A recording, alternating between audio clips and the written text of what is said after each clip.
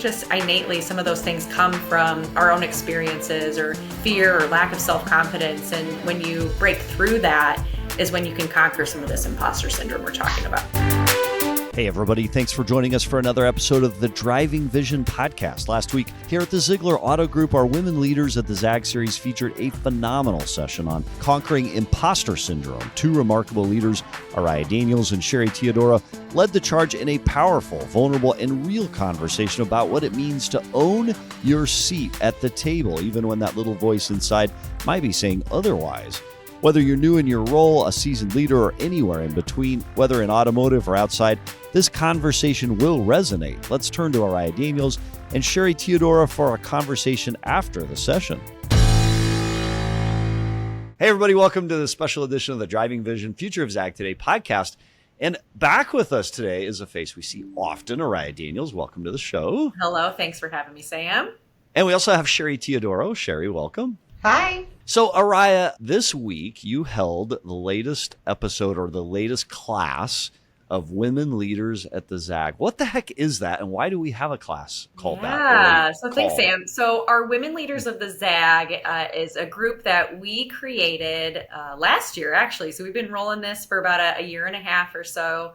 And we initially started this group as a way for female leaders inside the organization to get together, to educate each other, inspire, share experiences that we've had in both life and business, and ultimately just to support each other and help each other grow. So this week, we actually had a call on conquering imposter syndrome that our dearest Sheri Teodoro was able to share with our group. So I'm really excited to dive into some of the big takeaways today that we took from this call, and all left just feeling so much more inspired to conquer some self-doubt that we all carry. Conquering imposter syndrome. Sheri, what is imposter syndrome? What is that? So pretty much it's the feeling of self-doubt, inadequacies, feeling like you are not good enough, you don't deserve the position that you're in, even though you've proven success or achieved awards. It's just that feeling that you are not good enough. Where does that feeling come from? Because I think, it's interesting in business.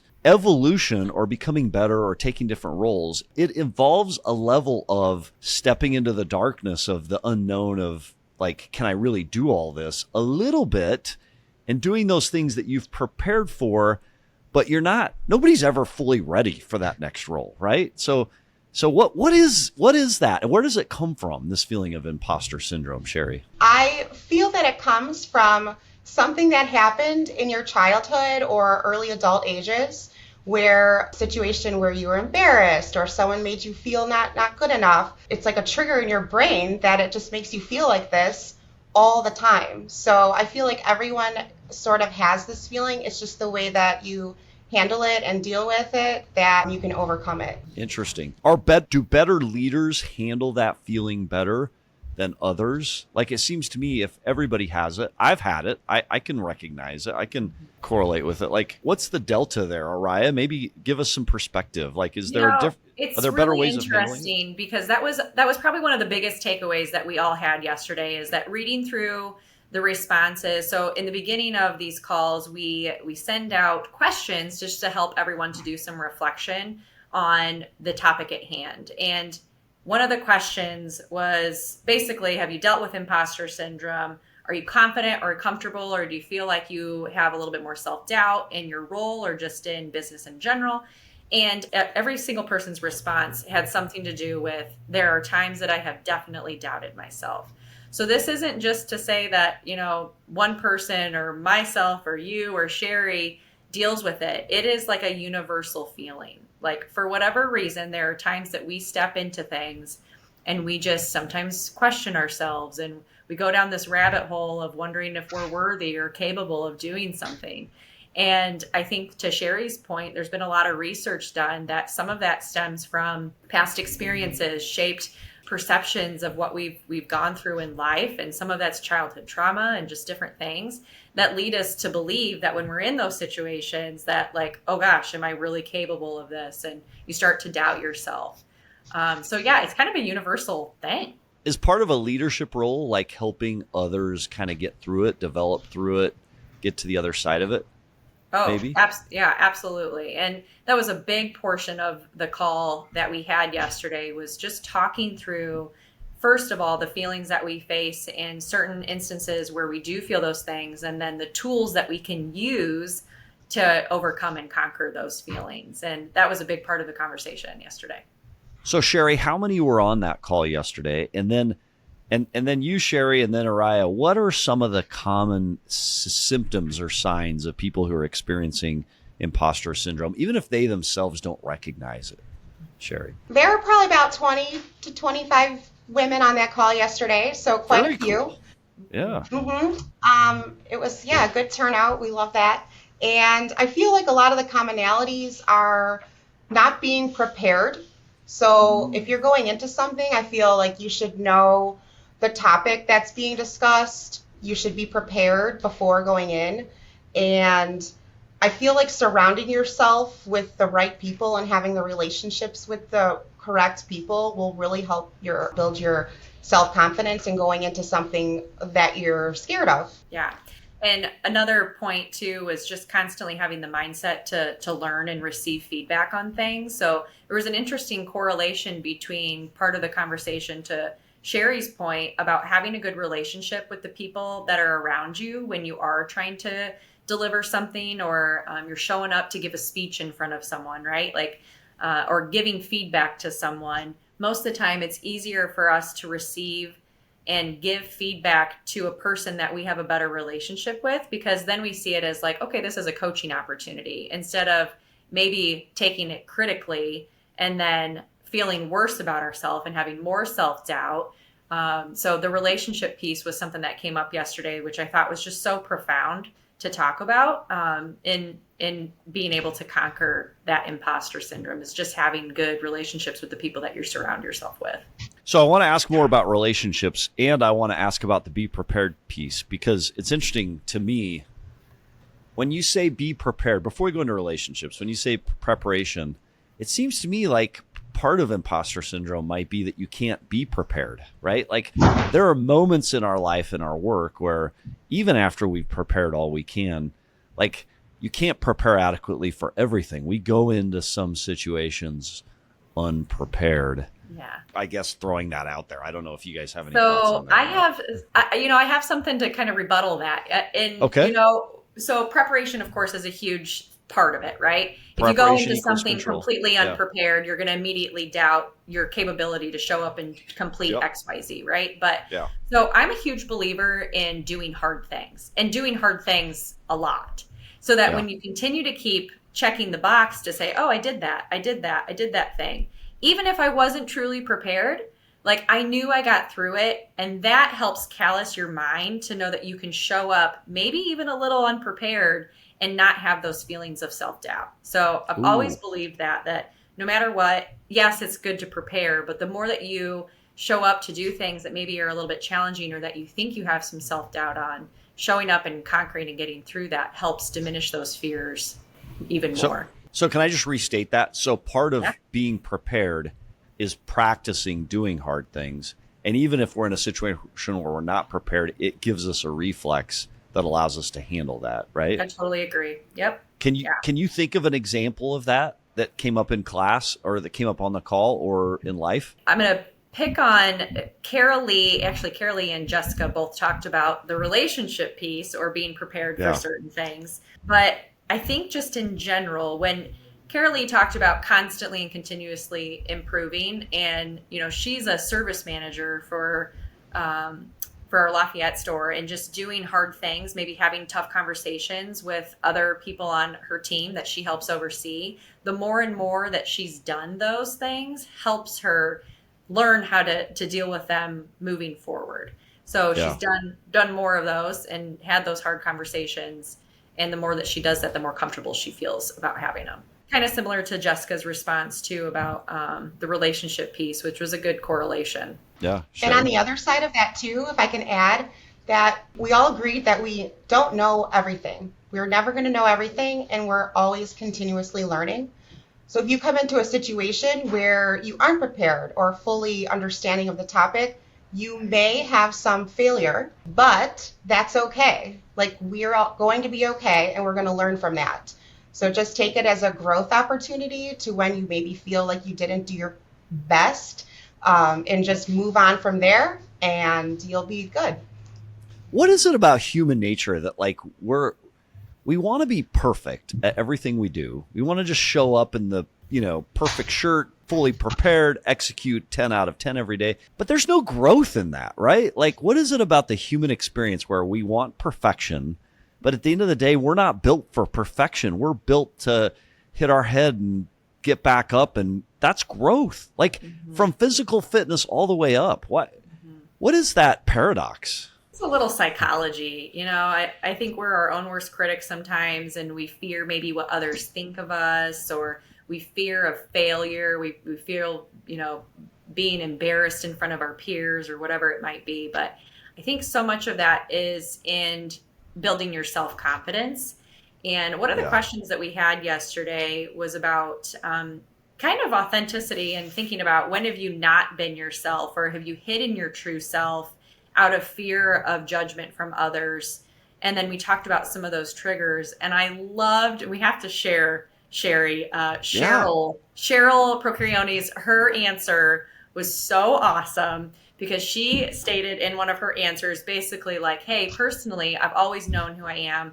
It was really instilled at me at a young age by my mother. And she basically said, if you don't like me, or if you don't like it, then you can blank, blank. And I'm like, oh, that, it's just like, but yeah, the F word and you. So she, it was funny. Like, we laughed about it and had a chuckle, but that's just so Cheryl. And that's definitely goes to show Cheryl's leadership and who she is. She just owns fully who she is. And she, she said this, sometimes she can be a little too direct, and sometimes people don't like that, but she knows she's that way. And she's never hidden that part of herself. Yeah. And I just so appreciated that. I think just innately some of those things come from our own experiences, or fear, or lack of self-confidence. And when you break through that is when you can conquer some of this imposter syndrome we're talking about. Interesting. No, I agree also. I mean, sometimes we all strive to be more like Cheryl, and we've told her that too.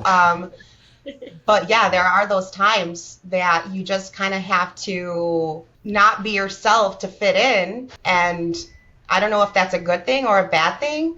Like, she used the example of she's going to wear a dress like at a fancy dinner. That's not her, but she's going to do it to fit in, and that's okay too. So it's interesting. That was one of my questions, is what are a few practical tools or strategies that women in our organization, but really anyone, can use to push through these moments of self-doubt? And it seems to me, Ariah, you gave one with practicing doing tough things. And then Sheri, Ariah, you gave another, which is, who's your mentor? Who do you look to as someone who has that level of confidence that you can emulate, replicate, and grow towards? Cheryl's a great one. Are there any other great mentors within the Zeigler Auto Group that show that, not necessarily just toughness, but they handle that self-doubt well and help others grow through it? I think Ariah is for sure one for me. I love that. Yes. Thank you, Sheri. Thank you. It's definitely something that I continue to work on, and I still at times doubt myself, right? And I think that just to the point of being universal, no matter just different situations we get into ourselves, that sometimes we get into our own head and say, oh, am I really capable of doing this? Or do I really have what it takes? Yeah.